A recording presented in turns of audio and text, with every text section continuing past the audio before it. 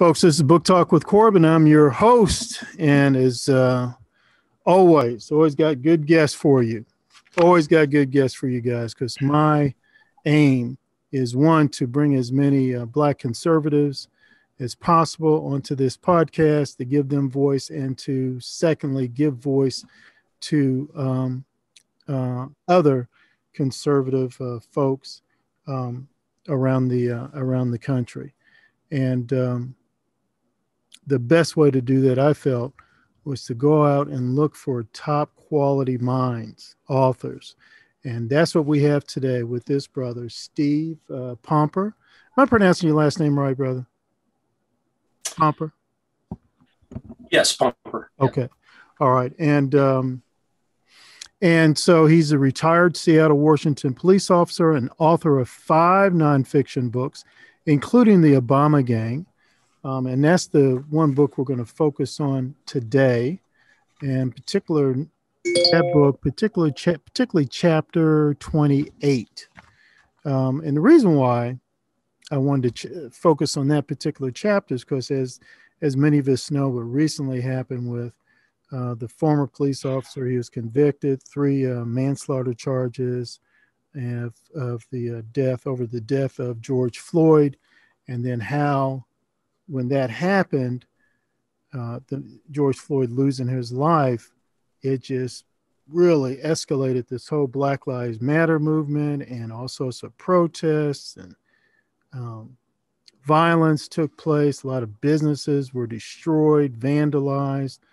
A lot of people were flat out terrorized.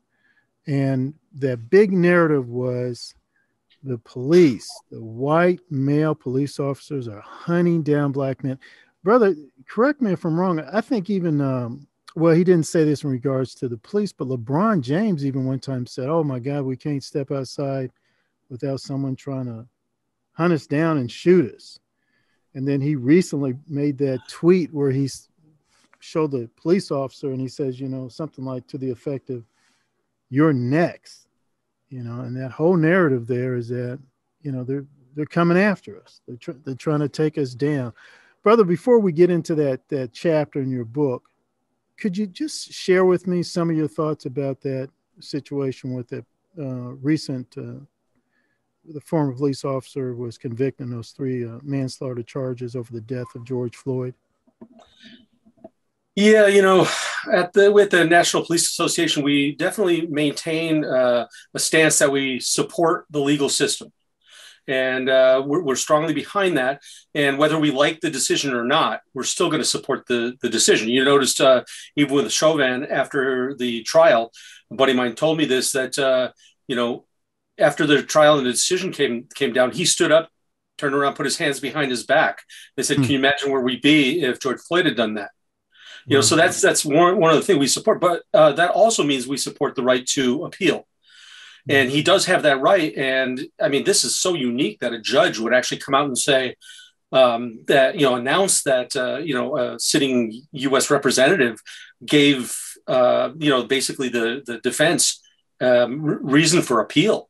For a judge to even say that when it was so obvious that everybody knew it anyway, it just adds to what they can, do on appeal. And then that leaves, more mystery down the line as to what they're going to do whenever those decisions come down. Right. But, yeah. And you're obviously making reference to Maxine Waters, a rep out of California. I was sort of astounded, and I was even disappointed in, well, you give me your thoughts on what President Biden said. That was amazing. And it wasn't even as much of what he said, but when he said it, I mean, for that to come out, I mean, they're talking about President, Trump being, kind of a firebrand and, off the cuff comments. And he's never done anything like that. In fact, I don't think any president has ever done something like that. To come down on the side of a particular, jury verdict, that's absolutely unheard of. And obviously, being at the very top of the U.S. federal government, he's sitting at the top of law enforcement. And to do that, he just talk about corrupting the system. That just blew me away. I couldn't believe even he did that. They just keep pushing that envelope. Yes. And, brother, a few seconds ago, you had mentioned how you respect the process, Mhm. regardless of where it goes. If Mhm. you agree with it or disagree with it, you respect the process. So what you're telling me is that if they had reached a decision you didn't agree with, you were not planning to go out and march in the streets and obstruct traffic and burn down buildings or anything like that. No, that is not on my agenda when something like this happens. In fact, over my career, I sat through a lot of jury verdicts that I didn't like, didn't agree with, and then what I did is I left the courtroom and went back to work, because Right. that's what we do. When you're in a system like that, it's not always going to land your way. It just isn't, and that's the way it is. Especially when you're in a jurisdiction like Seattle, Mm-hmm. but you just have to go back to work and hope that the system works better the next time. Right. Right. Well, it's a daggone shame Maxine Waters didn't somehow or another pick up on that civics lesson. Yeah, well, she's definitely got an agenda. I mean, her affinity for Castro was enough for me over the years to know, where she's at politically. Yes.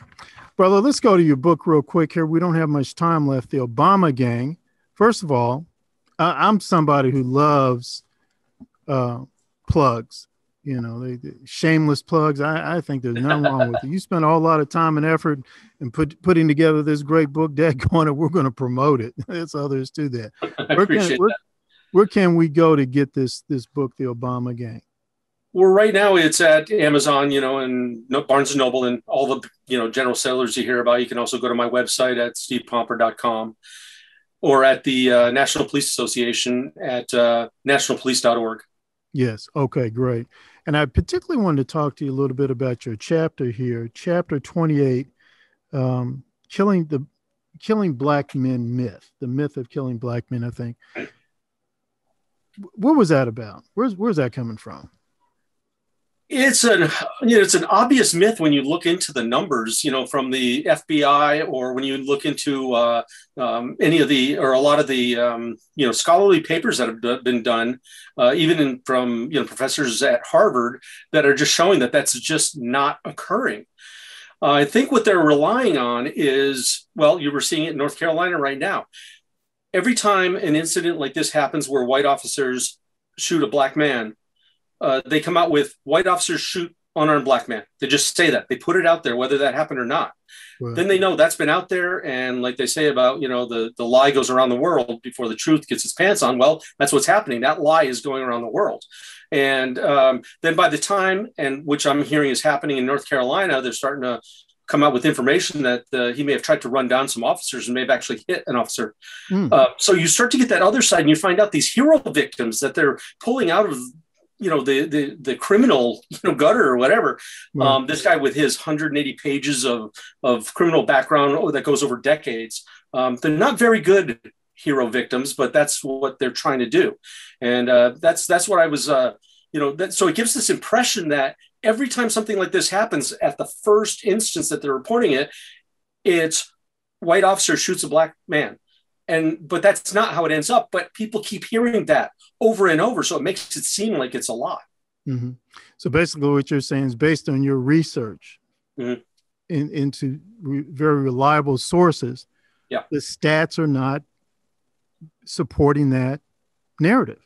No, not at all. And you'll hear, you go to the different sources that are willing to state those sources, those stats. I mean, you won't see it at CNN or MSNBC, but you go to all the other sources, and the people are not refuting it on NBC or MSNBC and CNN. These numbers are there from, and one of the sources is the Washington Post. And to hear about that the numbers they had for, I think it was 2019, it was 9 or 10 unarmed black men or women shot by police. And of them, you can see that they were not, I think there was only one that ended up not being a danger to the police, but she even still had a gun, and they considered that unarmed. Because she was just protecting her house. And then you have people, one guy was armed with a taser, a couple were driving cars. So that's what they're considering unarmed, but still in that was 9 for the entire year. And so where they're getting this epidemic, I mean, you're hearing people talk about genocide and slaughter. Using these terms, it's just ridiculous. Yeah, I have to laugh. I have a good relationship with a rabbi who went to Israel. And he did studies in the Holocaust, and I'm thinking, wait a minute, I don't think I don't think these guys understand the word genocide. I don't think these Uh, people understand the word Holocaust. I agree. They need to go to Rwanda. And you want to understand Yeah, genocide. they do. Yeah. Yeah. Yeah. So yeah, w- but what is it? I mean, why can't LeBron, with all his money, pick up and go to these sources and say, oh, you know what? I need to shut my mouth because this narrative is false. He has some kind of agenda. And, I mean, LeBron's an interesting case because obviously a fantastic basketball player. And me being a Celtics fan, not a big fan of the Lakers, but I can understand what, his great basketball ability and also what he's done for the community. He has been philanthropic. But the thing is I don't know what that agenda is exactly because, I mean, he has off duty LAPD protecting his house and him right now. Mm-hmm. So he goes and he has to see those people as he walks by. These are people protecting him and his family. And yet he still maintains this. I mean, in that case in Cincinnati where the bar owner, is basically not playing NBA games, he came out with some snide comment about, yeah, I was going to go there tonight, but now I'm not. How beneath somebody of that stature is that? I mean, we're talking about somebody with what, 50 million Twitter followers? Right. To me, that just really lowers him, and it says a lot more about him than it does about the LAPD. That's for sure. Yeah, absolutely, brother. I have to agree with you. And you talk about you're a Celtics fan. My father, he went to college in Boston, and my Lord, man, he loved him some Celtics. And Oh yeah, if he didn't say Bill, it was Bill Russell, right, the center. yeah, yeah. Oh, my Lord! But I have to admit, it was Bill got 13 rings. He's got 11. 11. And Okay. yeah, and in fact, I've got a tattoo of his fist with all the Boston rings on my arm. So it's actually on this side here. But I mean, that was from ESPN magazine. He was the best one to represent Boston for all those rings because he's got more than those rings.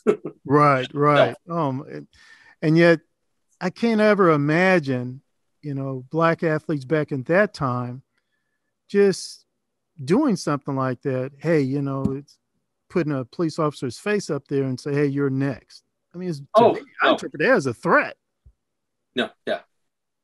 I mean, and then you've got Shaquille O'Neal at the other end, who is once again, he's been a reserve deputy or officer for a long time, and he wants to run for sheriff someplace.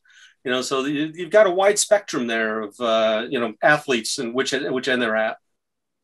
Do you think that maybe, and I don't want to talk too much about LeBron, I really don't, but do you think that there's something in the atmosphere and the culture that sort of makes him feel comfortable to be able to do something like that, even though he later took it down, but still to do it in the first place? Well, I wonder, they talk about certain guilt that successful people have. And I think he wants to commiserate with folks that he feels are oppressed. Mm-hmm. And, if he'd open his eyes and maybe realize they're not really oppressed, then he can eject that guilt. I mean, think about the success this guy has had in America.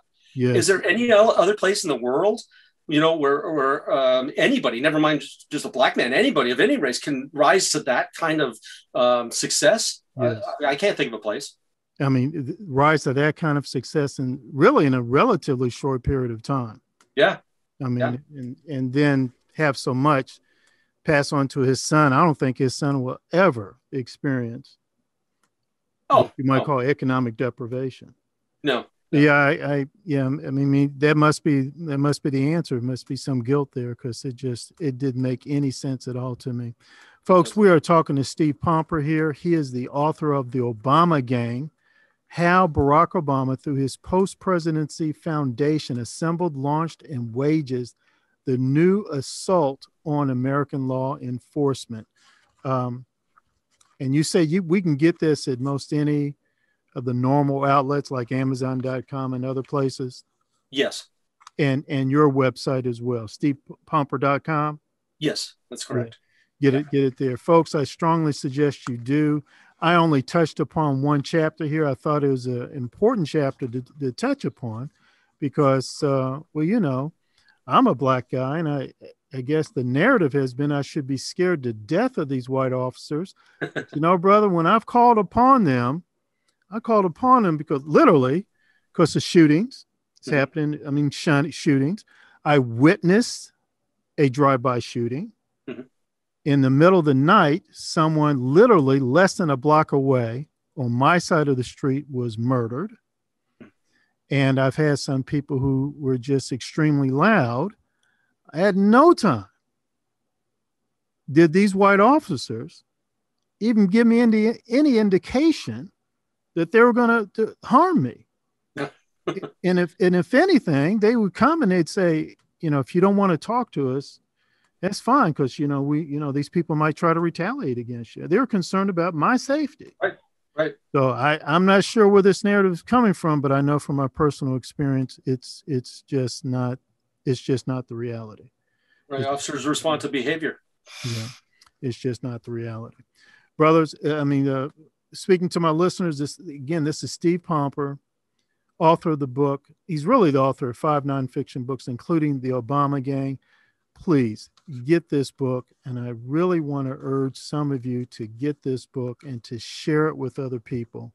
We have to step up and do a better job in supporting law enforcement folk in this country. We have to do it. And for some of you who may sort of doubt that, here's what I like to say to you. I've done a lot of studies on Pan-Africanism, and when law enforcement breaks down, you have horrible, horrible situation for average people.